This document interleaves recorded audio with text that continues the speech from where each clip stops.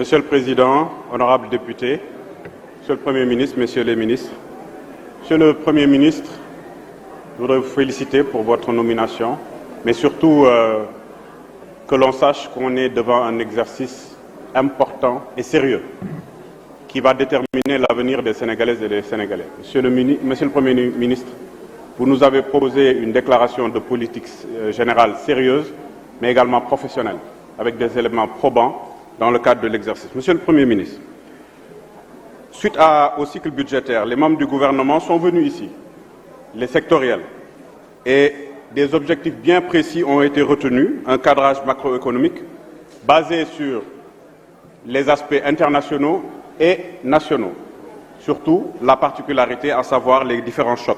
Monsieur le ministre, les Sénégalaises et les Sénégalais nous avaient demandé ceci: que les prix baissent, que l'agriculture soit renforcée, que la pêche nourrisse son homme, que la santé soit accessible et pas chère, que l'éducation soit accessible, le rattrapage infrastructurel soit accéléré et qu'il y ait moins d'embouteillages, d'inondations, que les ressources naturelles changent leurs conditions. C'est ainsi que lors du marathon budgétaire, nous avons reçu ici les différents ministres qui sont venus avec les orientations, qui sont venus avec les propositions. Nous avons fait beaucoup d'amendements, nous avons fait beaucoup de suggestions, beaucoup de critiques. Et ils sont revenus ici en plénière avec, bien entendu, des corrections, des éléments d'orientation. C'est ainsi que ce que nous retenons, Monsieur le ministre, 1. Le budget, il est à 6 411,1 milliards. Une augmentation fulgurante de la croissance, à savoir la richesse. Je rappelle qu'au Sénégal, en 2012, on était à 1,3 de croissance. On passe en 2023 à 10,1. C'est multiplié par 10.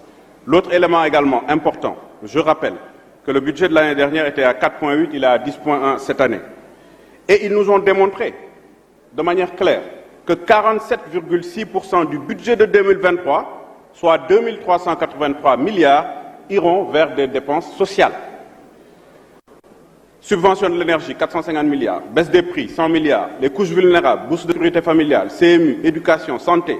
Poursuite des investissements structurants, TR, BRT, l'électrification rurale, les pistes, pétrole-gaz. Nous avons reçu des propositions sectorielles cohérentes.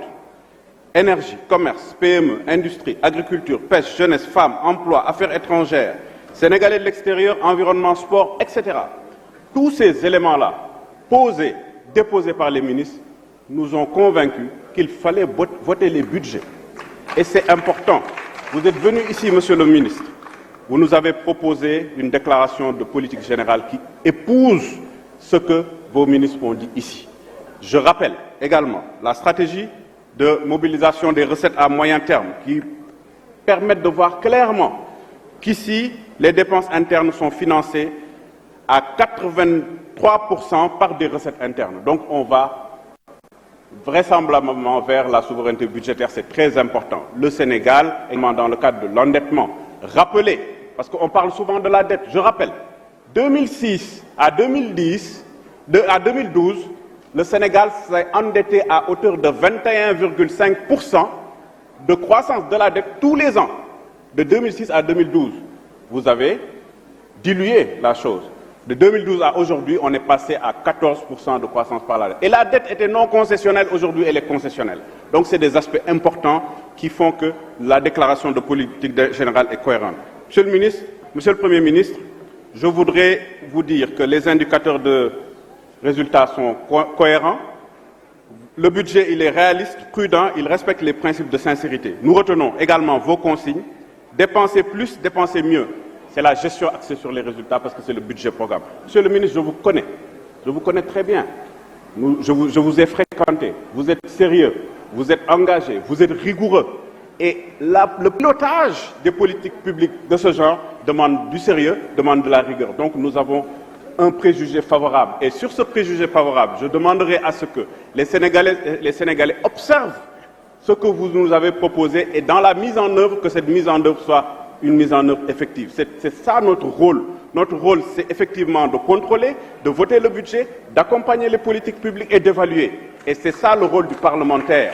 Sénégalais, je pense que le Sénégal est sur la bonne voie. Monsieur le ministre, bon vent. Monsieur le ministre, allez-y parce que c'est pour le bonheur des Sénégalais. Je vous remercie. Merci, chers collègues. La parole est à notre collègue Annie Meng. Abdou Mbow se prépare.